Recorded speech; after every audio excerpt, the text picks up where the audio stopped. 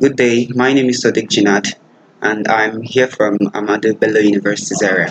I'm here to present a paper on the topic, the statistical study on the impact of climatic factors on the prevalence of malaria, a case study of Kaduna State between the year 2011 to 2020. This paper is being presented here at the Second International Conference of the Royal Statistical Society in Nigeria Local Group. In order to present this paper, we'll be looking at the following outline: abstract, introduction, methodology, results, conclusion, as well as a couple of references. For the abstract, it's so obvious that immense efforts have been put in place in order to rapidly stem the tide of malaria cases across the world. Climatic factors and weather patterns continue to serve as major drivers of malaria, especially within vulnerable communities of the world. This paper now aims at investigating the statistical relationship between various climatic variables, particularly temperatures and humidity, and see how they affect the prevalence of malaria in Kaduna State, Nigeria. Monthly malaria cases, temperatures, and humidity were being collected for 10 years, spanning 2011 to 2020. And then multilinear regression, correlation coefficients, coefficient of determination, as well as ANOVA were being employed in order to attain the aims being employed in order to attain the aims of this study. From the study, it was discovered that strong positive correlation existed between malaria cases and humidity. This implies that malaria cases tend to be much more prevalent months when humidity are high, as temperatures exhibit fewer negative relationship with malaria cases. In view of this, it's important that emphasis should be laid on vector control activities and improved public health awareness on the proper usage of intervention measures such as the usage of mosquito nets and indoor residual sprays in order to significantly reduce the epidemic, especially during peak periods with suitable weather conditions. For the introduction, around the world today, it's obvious that people are experiencing both the subtle and the stark effects of climate change as facilitated by anthropogenic activities. Gradual shifting weather patterns, rising sea levels, and more extreme weather events are all and clear devastating effects of a rapidly changing climate. Unarguably, increased frequency and intensity of extreme weather events like flooding, unpredictable rainfall, droughts, variation in temperatures, definitely affect the world's food supply, drive people from their homes, lead to disease outbreaks, hunger, poverty, as well as risk of conflict. According to Nene Barini, he opined that climate change refers to the average temperatures of the interactive components of the environment over a long period of time of a region, and this includes typical weather patterns, the frequency and intensity of storm, cold spells, and hot weather. And this long period of time could be stipulated to be around 35 years. A number of environmental and ecological factors are known to influence transmission of malaria, according to Pat et al. Chief among these are rainfall, temperatures, and humidity. Rainfall, especially when it is very, very heavy, tends to wash off the breeding sites of mosquito vectors of malaria parasites, while temperatures determine the duration of development of mosquito larvae in the environment and parasite development within the vector. Short et al. Similarly opine that the impact of global warming and constant changes in weather conditions enhance the breeding, spreading, and survival of the pathogenic parasites. According to Gunda as well, on the appraisal of malaria incidents, its trend and association with weather variables in some part of sub-Saharan Africa, a study found that malaria incidence was shown to be correlated positively with precipitation and mean temperature at some specific lag periods. Akin Bobola and Omotoshi similarly examined and compared the relation between weather variables and reported malaria cases at two different stations, each from different geopolitical zones in Nigeria. Their result based on time series analysis indicated a significant increase in malaria cases due to potential influence of changes in weather variable.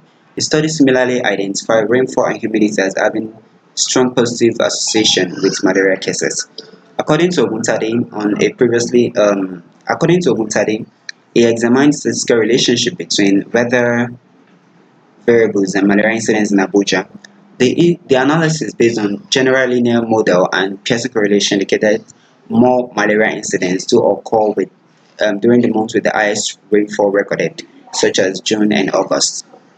The methodology applied in this paper includes data regarding temperatures were being collected from the World Bank Data Bank Climate Knowledge Portal, for 10 years, which has been extracted from 2 meters away from the Earth's surface using the Earth's actual using the study area's actual GPS coordinates.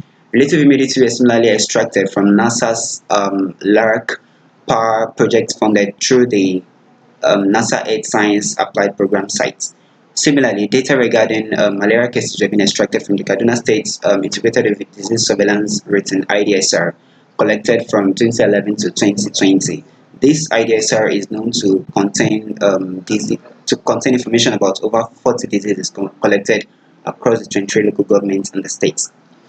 Regarding the methodology that are being applied in order to achieve the aims of this study, to assess the relationship between recorded monthly malaria cases and relative humidity, level of association between these several variables, the significance of their means, as well as the fitness of the model, multiple linear regression was basically used to understand the relationship between the dependent variable and the other independent variables such as rainfall and humidity. As well, correlation was similarly used to see the relationship between each of the variables, that's the dependent variable and the independent variable, such as relationship between malaria cases and temperatures, as well as malaria cases and relative humidity. As well, coefficient of determination was similarly used to see the quantity of variation in the response variable as explained by the predictors, and their models are displayed on the screen right now. Similarly, for the different data that were being collected from the various sources, their averages were being combined and used for the research. Malaria cases were recorded in thousands, temperatures were recorded in degrees Celsius, and relative humidity were recorded in percentage for the 12 months period within the last 10 years. Visualization for the temperatures shows an obvious trend which indicated that temperatures are always higher during the months of March, April, and much more lower during the months of June, July, August, perhaps due to rainfall.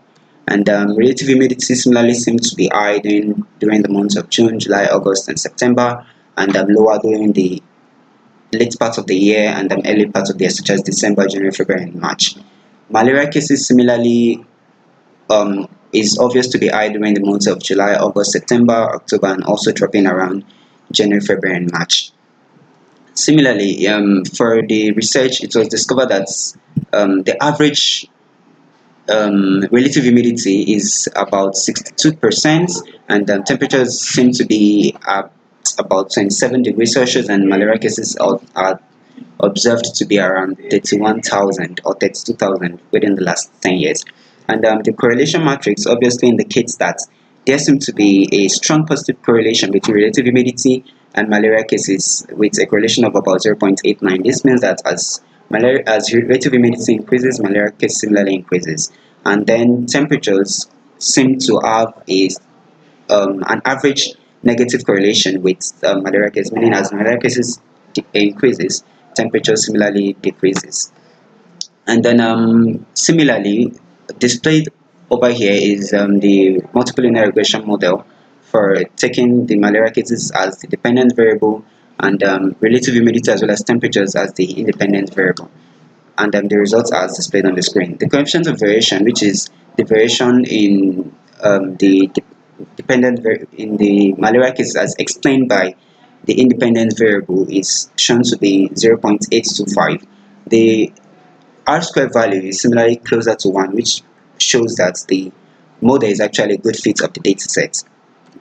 Similarly, the ANOVA is what's been the ANOVA, which studies which try to understand the differences in mean, is as displayed on the screen with alpha value at 0.05 and the p-value displayed below. And the decision criteria is that if p-value is less than alpha, rejects the null hypothesis.